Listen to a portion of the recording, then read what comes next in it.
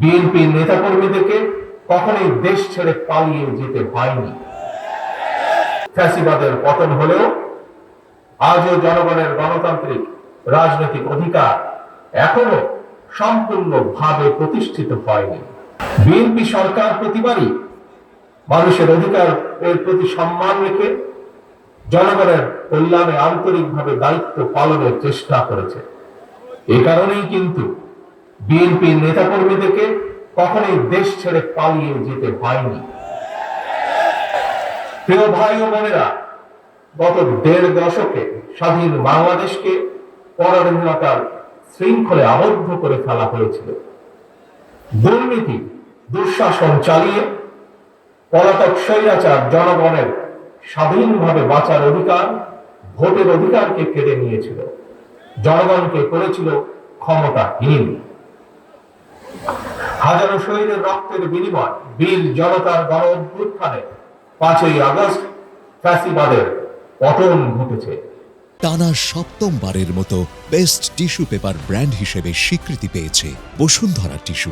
কিন্তু ফ্যাসিবাদের পতন হলেও আজও জনগণের গণতান্ত্রিক রাজনৈতিক অধিকার এখনো সম্পূর্ণভাবে প্রতিষ্ঠিত হয়নি, এবং এই কারণেই শ্রমজীবী কর্মজীবী মানুষ এখনো তাদের নির্বাচিত প্রতিনিধিদের মাধ্যমে নিজেদের দুঃখ দুর্দশার কথাগুলো সরকারের কানে পৌঁছে দেওয়ার সুযোগ পাচ্ছে না।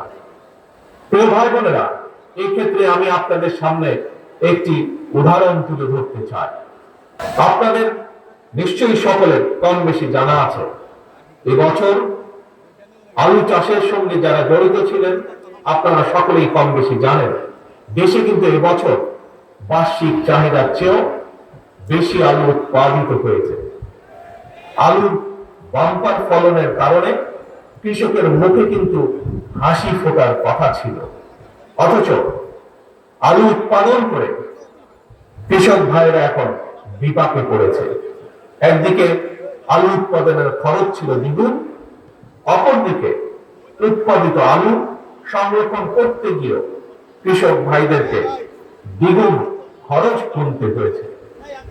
শিল্প কারখানা, গার্মেন্ট সহ প্রতিটি সেক্টরে শ্রমজীবী কর্মজীবী মানুষদেরকে এই ধরনের বহুবিধ সমস্যা মোকাবেলা করতে হচ্ছে।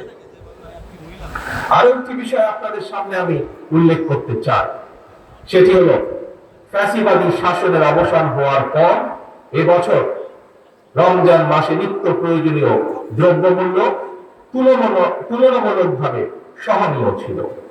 এজন্য আমরা আমাদের দল এবং জনগণের পক্ষ থেকে অন্তর্বর্তীকালীন সরকারকে ধন্যবাদ জানাই। কিন্তু প্রিয় ভাই বোনেরা, রমজান শেষ হওয়ার সাথে সাথে পুনরায় চাল তেলের দাম বাড়িয়ে দেওয়া হয়েছে। চাল তেলের দাম বেড়েছে, কিন্তু মানুষের আয় রোজগার কিন্তু বাড়েনি। তাহলে জনগণ এখন তাদের এমন ভোগান্তির কথা কার কাছে, কোথায়, কিভাবে বলবে?